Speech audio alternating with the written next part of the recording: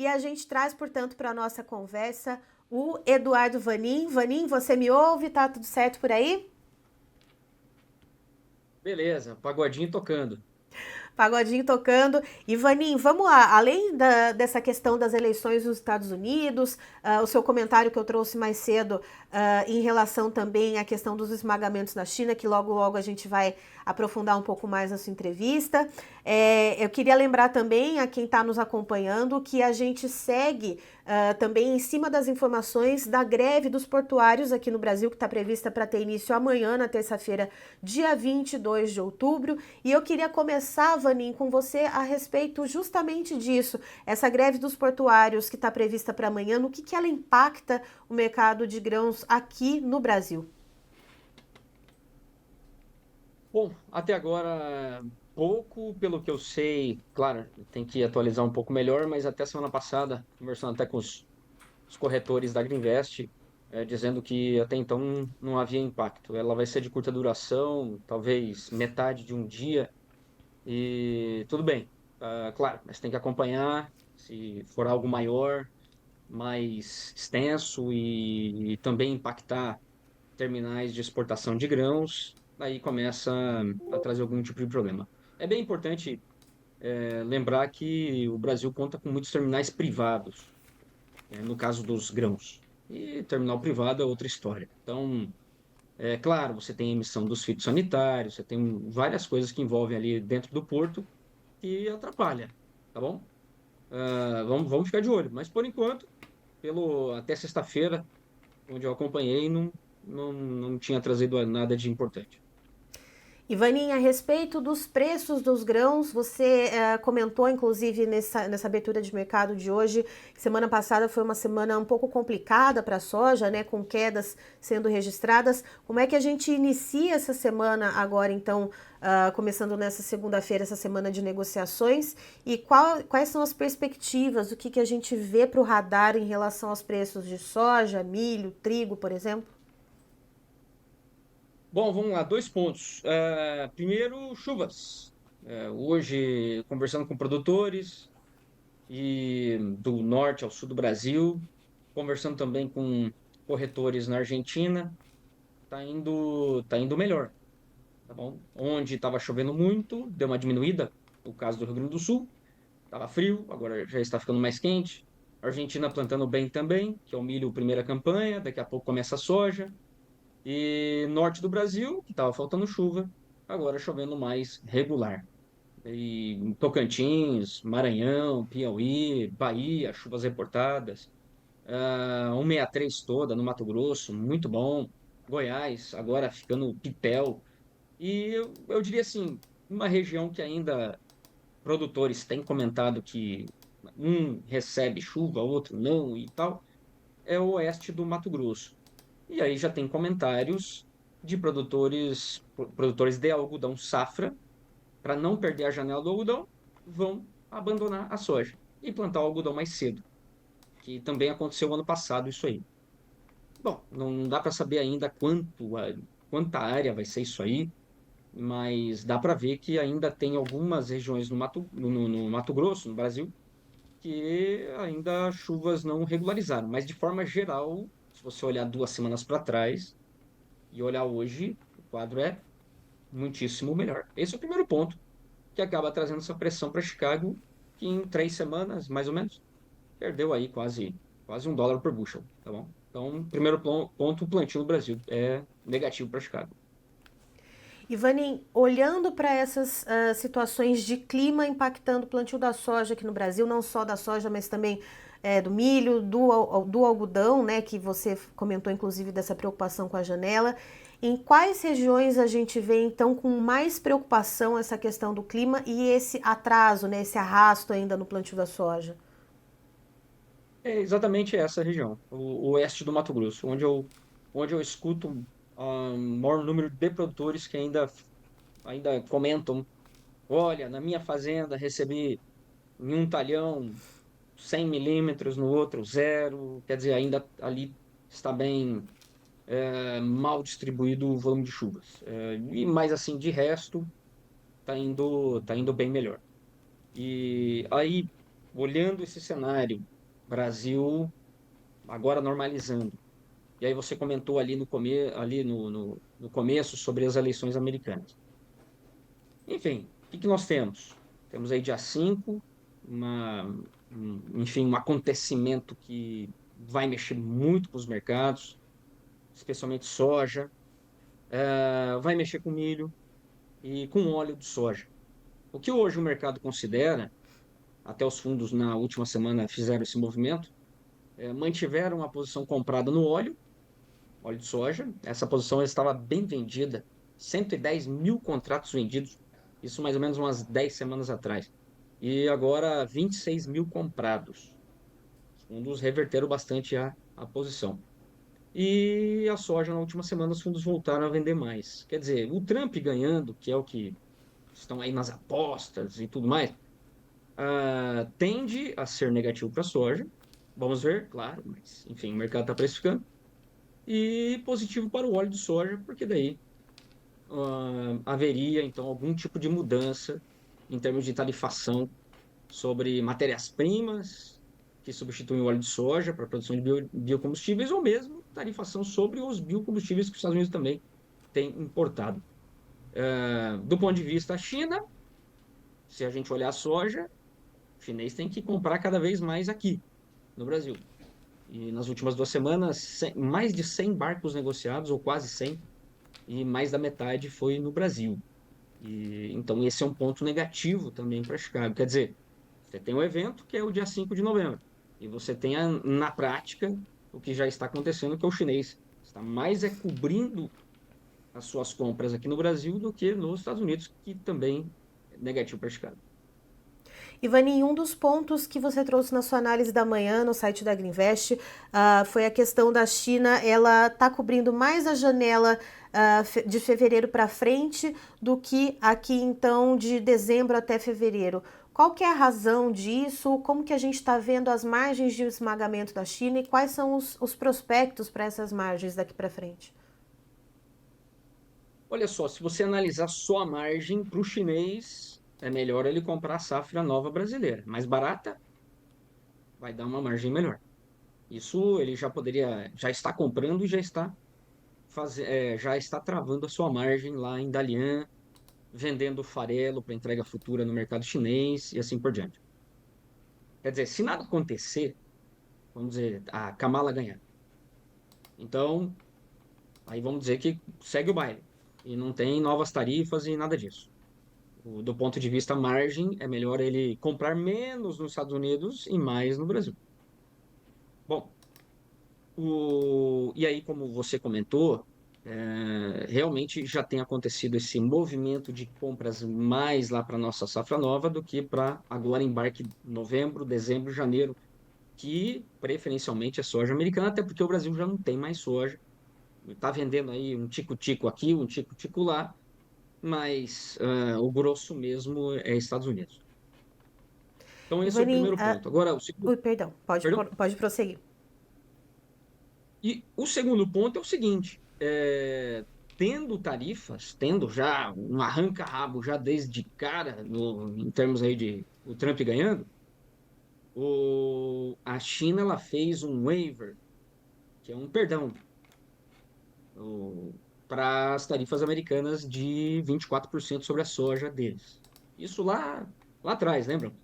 Lá em 2018 ainda. Enfim, esse waiver ele termina em fevereiro. Então, provavelmente, se o Trump ganhar, nós vamos ter uma grande dúvida. Isso até pelo menos aí fevereiro. Quer dizer, se você tem dúvida, não faça. É o sinal amarelo, não é?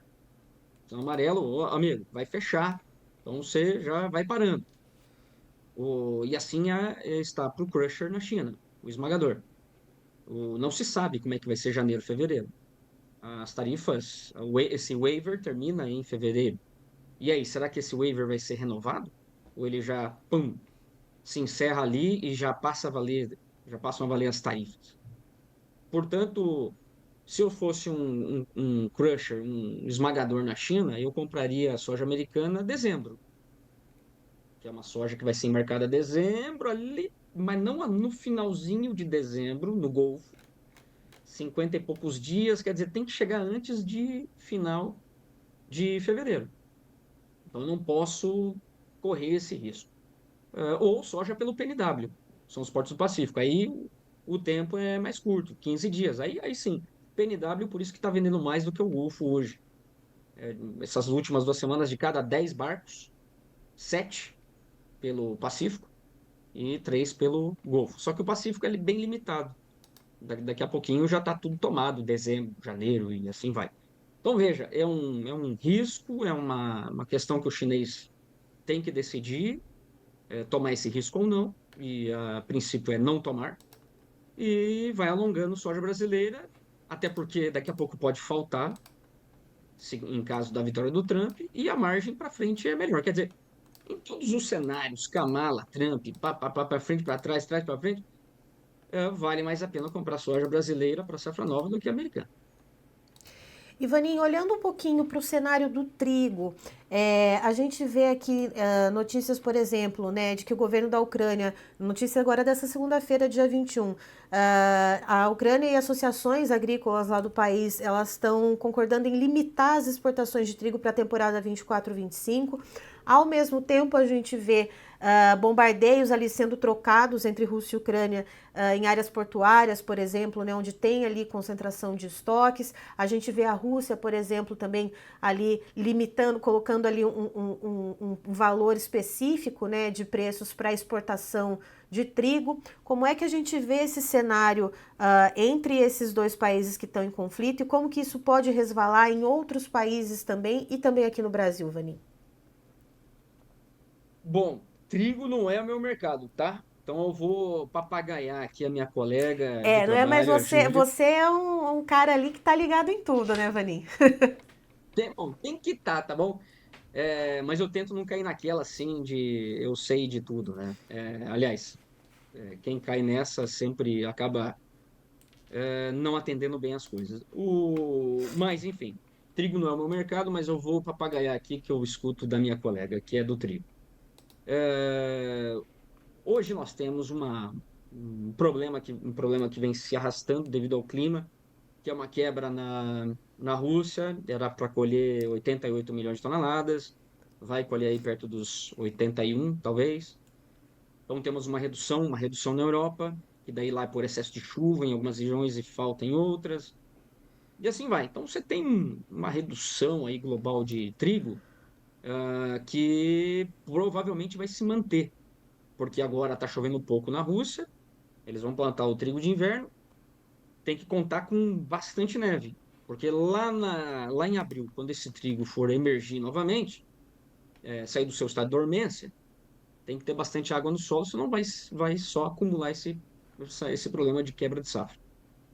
Enfim, você tem menos trigo no mundo. E agora, como você falou, a Rússia querendo limitar ou ter um poder maior na mão quanto à exportação de trigo. A Rússia é a OPEP do trigo, tá bom? 40% do comércio global de trigo sai dali e durante uma certa janela, mais que isso, vai de julho até mais ou menos dezembro. Enfim, a Rússia vai ter mais poder de dizer o seguinte: qual o preço, qual o volume, e assim por diante. Então, no tempo, somado a essa redução de safra, eu diria que é altista, dá um suporte para o trigo. E se dá um suporte para o trigo ração, para a cevada ração, que também tem quebras, e por tabela também para o milho. Então vejam, o cenário global de cereais é menos pressionado nesse momento do que da soja. Ivani, a gente tem perguntas para você aqui no chat. Vamos lá. A gente tem o Luiz Carlos Leite perguntando para você o seguinte: o que você diz a respeito da soja disponível, né? Quais são as oportunidades, quais são os pontos em que o produtor e o vendedor devem ficar ali de olho? Luiz Carlos, meu camarada, o seguinte, estamos na reta final, tá bom? Tivemos até semana passada a rodada de compras de biodiesel, ela vai se estender agora, vai para o spot daqui a pouquinho. Rodada que é para o último bimestre agora, o novembro e dezembro. Subiu, O óleo de soja está bem caro por falta de soja, especialmente em Mato Grosso, mas as indústrias estão já finalizando, já estão praticamente cobertas. No Mato Grosso já estão cobrindo janeiro, outras regiões também, mas enfim, está acabando. Se a indústria sai, então nós vamos ter apenas o exportador. E somente no Rio Grande do Sul dá conta para exportação da soja, tá bom?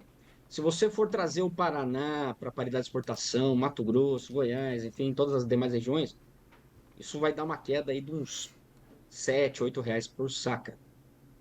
Eu não seguraria a soja, não seguraria, se eu tivesse soja ainda disponível, não seguraria mais do que já segurei, certo? Então, podemos ter as indústrias no Brasil saindo de mercado e aí já começando só a olhar a safra nova. Aí, pimba, você vai vir para a paridade de exportação, com exceção do Rio Grande do Sul, que já está na paridade de exportação, as demais regiões não. Aí você vai vir para a paridade que é mais baixo. Outro ponto aqui, o Jordano Dalberto, ele diz, bom dia, negativo para Chicago, positivo para o prêmio, eu acredito que o Jordano esteja falando da soja, Vanim. Certo? Olha, Jordano, veja, veja, veja. Sim, se você analisar a direção, é. Só que pega aí 2 semanas, Chicago caiu 90 centavos por bushel. Prêmio recuperou 30 centavinhos. Apenas um terço da queda de Chicago. Safra brasileira é grande, amigos. O clima ajeitou assim, tá? Com exceção lá do, como eu falei no começo, oeste do Mato Grosso, que tá ainda mais ou menos. Mas vamos caminhando para uma safra grandona. Ah, mas não vai ser grande assim, etc e tal. Não, não interessa. O que interessa é que o mercado vai precificar isso aí. E, portanto, é uma decisão. Vou correr o risco, não vou vender nada, ou vou carregar minha soja quando eu colher. Enfim, é toda uma questão de decisão, risco, gerenciamento de risco e assim por diante. E as contas vão chegar. Então, tem tudo isso para se analisar. De forma nenhuma foi eficiente nesses últimos 2 anos o produtor não pagar suas contas, carregar soja e tomar dinheiro emprestado, por exemplo, ou mesmo adiar contas. É muito caro, não vale a pena. Fora todo o custo de armazenagem, quebra técnica, etc. e tal. Veja as cooperativas no Paraná. Hoje o preço balcão em relação ao preço de mercado é muito mais baixo. Não existe almoço de graça, tá bom? Então tem que analisar bem essa questão. Se o Trump ganhar, realmente o prêmio vai decolar. Eu imagino que a partir de maio, aí dali para frente vai ficar bem mais firme, havendo guerra comercial, retomando a guerra comercial. Mas Chicago vai sentir bastante. Então, o que eu tenho falado sempre, e repito de novo, viola furada, disco furado, tal, pagodinho repetitivo, mas você tem que estar comprado em put em Chicago, na soja, tá bom? Então, essa é a recomendação, muito simples, não tem que inventar moda, mas é eficiente. Ou seja, fiquem de olho então na toada do pagodinho do Eduardo Vanin, analista de É, mercado da Agriinvest. Vanin, muito obrigada pela sua participação. Toda segunda-feira o pessoal fica aguardando aqui para chegar você aqui para ver como que vai ser a toada desse pagodinho da semana. opa, maravilha. Estamos aí, se Deus quiser. Muito obrigada, Vanin. Até a próxima. Um abraço a todos, boa semana.